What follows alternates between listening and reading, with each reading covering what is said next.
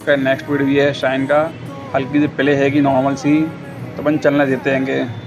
क्या करेंगे सब अपन कंपनी वाली टाइमिंग चेन डाल देंगे, अपन पिस्टन डाल देंगे, इंजन ऑयल और हेड के आते हैं वॉल्व ये डाल देंगे अपन, और जो आता है पैकिंग वगैरह वो, और क्लच प्लेट डाल देंगे चेंजेस की। ठीक है दोस्तों, हाफ़ इंजन बोलते हैं इसको, जो खुला हुआ हाफ़ इंजन में इसमें करीब मान लो आप 2,500 से 3,000 रुपये का नॉर्मल खर्चा आता है।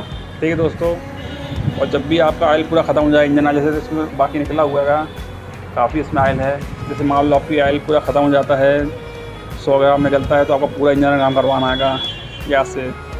एक बार भी अगर 100 ग्राम ऑयल कम निकल गया, पूरे ही आपको इंजन खुलवाना है, करेंगे रिपेयरिंग करवा के। ठीक है दोस्तों, पूरा इंजन खुलेगा, कंपनी में काम करवाते हैं आप, तो 8 से 10,000 रुपये मान लो आप।